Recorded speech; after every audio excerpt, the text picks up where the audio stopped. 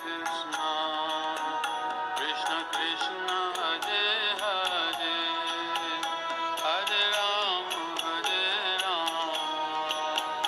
राम राम हरे हरे।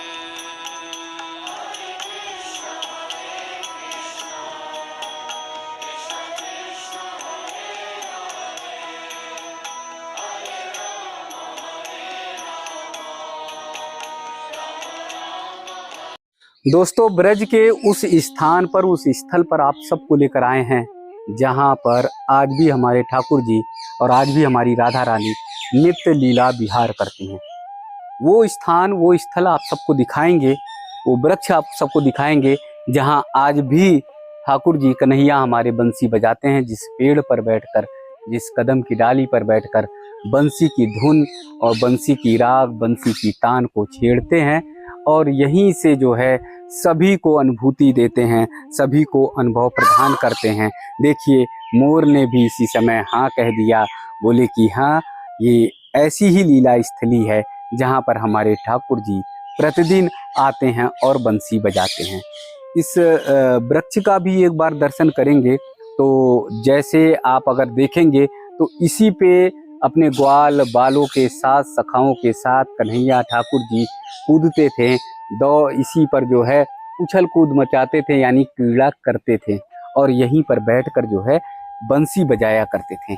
ये वो स्थान है जहाँ पर बहुत सारी लीलाएं आप सबको ठाकुर जी और राधा रानी के बारे में जानने को मिलेंगी। वृक्ष के एकदम निकट ही कृष्ण कुंड है।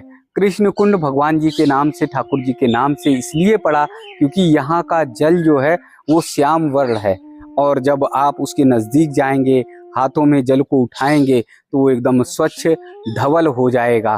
तो ये कुंड का आप दर्शन करिए जिसका नाम ही है कृष्ण कुंड। और यहाँ पर ठाकुर जी, हमारे कन्हैया, हमारे बाल गोपाल अपने सखाओं के साथ आते थे स्नान करने के लिए। तो बहुत सारी लीला स्थली एक ही स्थान पर आज दर्शन करने को मिल रही हैं और ये दर्शन जो है हम सबको भक्ति के रस से जोड़ेगा, हम सबको हमारे ठाकुर जी, हमारे कन्हैया, हमारे राधा रानी के एकदम करीब लेकर आएगा। मोर का दर्शन करिए, कैसे दाने चुन रहे हैं।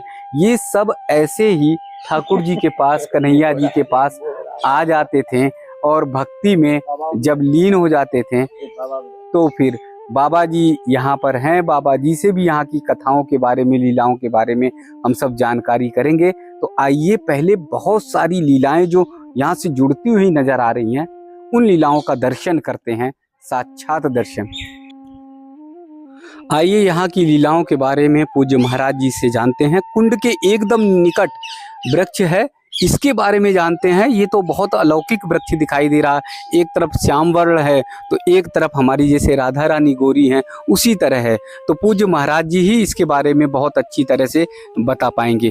वृक्ष की क्या लीला है महाराज जी? ये शांतमाल के वृक्ष के नीचे ठाकुर जी भोजन पाते हैं। नागा बाबा की जो बरसी मनता है, 14 पूनों का मेला लगता है जी। यहाँ काठिया बाबा की जमात आती है, अखो भंडार चलता है, संगीत कार्यक्रम, प्रोग्राम, भजन कव्वाली और सारी लीलाएं जो है, रागनी वागनी बहुत सुंदर होती है। तो यहाँ लगभग 5000 की भक्तगण उनकी काफी भीड़ और बड़ा सुंदर और ये उत्सव मनाया जाता है। ये नागा बाबा की हर बूढ़ी लीला का ये बरसी मनता है, दर्शन होता है। ये महाराज जी, ये ब्रज गोलोक धाम में ये कदम खंडी धाम, ये नागा बाबा का स्थान बड़ा सुंदर, अति सुंदर गोपाल जी का मंदिर, कृष्ण कुंड और गोपीन का चीर हरण, कन्हैया बंसी बजाते। आज की तारीख में ये श्याम सुंदर का जो पेड़ है, ये वृक्ष जो है महाराज जी मैं देख रहा हूँ, एक तरफ एक कदम है और एक पसवान वृक्ष है जी। इसका काले वाले को प्रसवान बोलते हैं जी और वो गोरे वाले को जो कदम वृक्ष बोलते हैं जी। तो इस गोपाल कुंड भी बोलते हैं, कदम कुंड भी बोलते हैं, कृष्ण कुंड भी बोलते हैं। बोले कन्हैया लाल की जय। ये वृक्ष को ऐसा बताते यहाँ के भक्तगण की एक तरफ श्याम वर्ण है कन्हैया हमारे, दूसरी तरफ जो है राधा रानी। जी। ये राधा कृष्ण का ही स्वरूप है। जी जी बहुत सुंदर स्वरूप है, बहुत परदेशी दर्शन करते हैं जी जी और ये इस कुंड में स्नान भी करते हैं, आचमन भी करते हैं जी और इसका परिक्रमा भी लगाते हैं। बड़ा सुंदर, अति सुंदर। जी। तो ये अलौकिक लीला देखिए, ये तो बहुत ही अद्भुत लीला है। इस लीला को देखने के बाद आपको प्रत्यक्ष ही पता चल जाएगा कि यहाँ पर साक्षात जो है हमारे ठाकुर जी और राधा रानी के दर्शन होते हैं। एक तरफ वृक्ष जो है यहाँ पर एकदम गोरी हमारी राधा रानी की तरह है, तो दूसरी तरफ ये वृक्ष जो है वो श्याम वर्ण है। तो पूरा जैसे लग रहा है कि राधा रानी का और हमारे कन्हैया ठाकुर जी का ये मिलन हो रहा है। इस मिलन को आप स्वरूप को देख सकते हैं कि कैसे किस इस तरह से ये वृक्ष जो है पूरी ऊंचाई तक है और ऊंचाई तक जाकर लताओं पताओं से एकदम मिलता हुआ और बातचीत कर रहे हैं। हमारे ठाकुर जी जो है राधा रानी से बातचीत कर रहे हैं। ऐसी अनुभूति यहाँ पर प्रतिदिन होती है।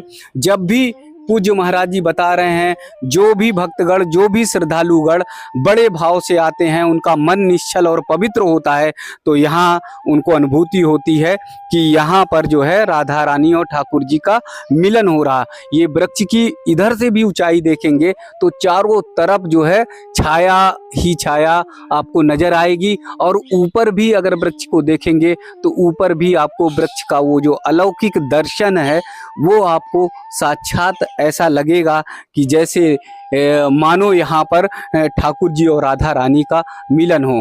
क्योंकि तपोस्थली है, तपोवन है और ब्रज की ये भूमि है, तो हर एक कण में, जैसे मैंने बताया कि हर एक कण में यहाँ नित्य लीला का विहार होता है, तो उसी तरह से लीला का दर्शन आप सबको होगा। आइए आप सबको लेकर चलते हैं। तो आइए राधा रानी और ठाकुर जी का दर्शन करने के बाद अब कृष्ण कुंड का दर्शन करते हैं, जहाँ पर हमारे ठाकुर जी, हमारे कन्हैया जो है यहाँ स्नान करने के लिए आते थे।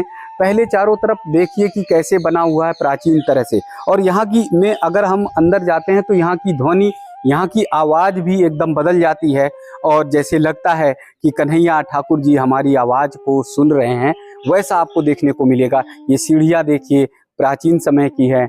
यहाँ पर देखिए ये जो सीढ़ियाँ हैं वो भी पूरी प्राचीन समय की बनी हुई हैं। तो द्वापर युग की अनुभूति कराता हुआ ये कुंड, जहाँ जिसे हम कहते हैं कि ये कृष्ण कुंड है, और यहाँ का जो जल है वो श्याम वर्ण है, श्याम की रंग की तरह आपको दिखाई देगा। यहाँ फिर देखिए धीरे धीरे आते ही आवाज़ जो है एकदम परिवर्तित हो जाती है, बदल जाती है। और जल के बारे में जैसे मैंने बताया यहाँ के कि जल जो है वो श्याम वर्ण का दिखाई देगा, लेकिन अगर हाथ में लेंगे तो एकदम स्वच्छ दिखाई देगा, एकदम साफ। तो ये अद्भुत लीला है, स्थली है कि पूरा जो जल है वो एकदम श्याम वर्ण दिखाई दे रहा है। और ज्यों हम हाथ में लेते हैं जल को, तो हाथ में उठाएंगे तो ये जल देखिए पूरा सफेद, यानी जिस तरह से राधा रानी का दर्शन है वो उसी तरह का है।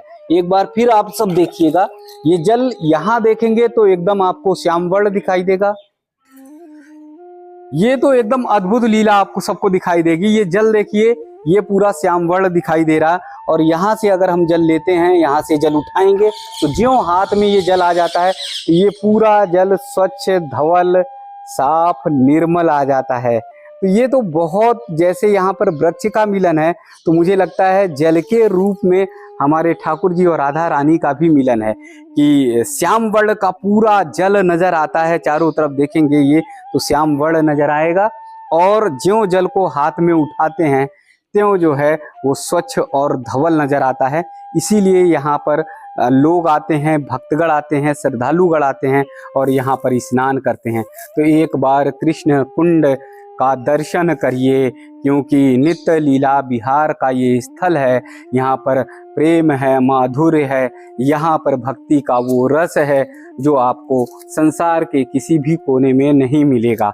सिर्फ और सिर्फ ब्रज का वो रस, ब्रज का वो भाव, ब्रज की लीला मिलेगी, क्योंकि ब्रज में ही कन्हैया ने महारास किया है, ब्रज में ही हमारे ठाकुर जी ने नित्य विहार किया है, ब्रज में ही हमारे ठाकुर जी ने, कन्हैया ने बहुत सारे असुरों का संहार किया है।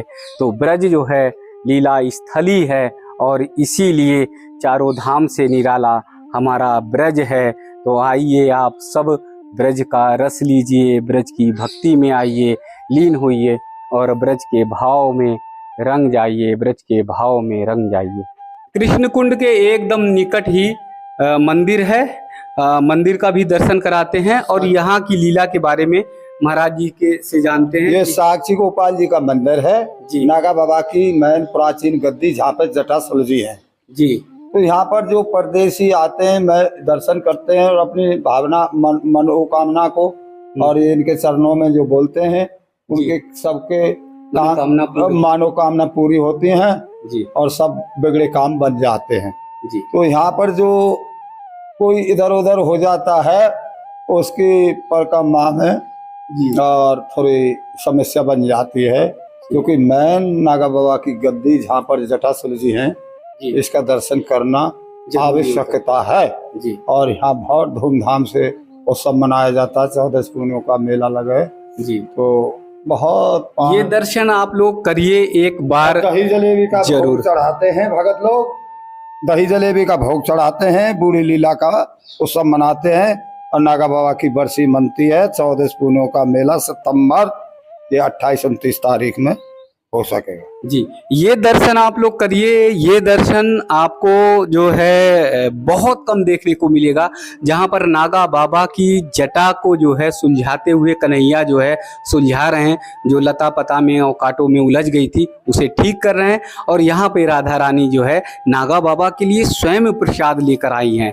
तो ये लीला जो है साक्षात लीला है और ये लीला जो है अनुपम लीला है, जहाँ पे साक्षात हमारे ठाकुर जी, हमारे कन्हैया, हमारे नागा बाबा जी की जटा को सुलझा रहे हैं। और देखिए कैसे भाव से राधा रानी जो है प्रसाद लेके नागा बाबा के लिए खड़ी हैं।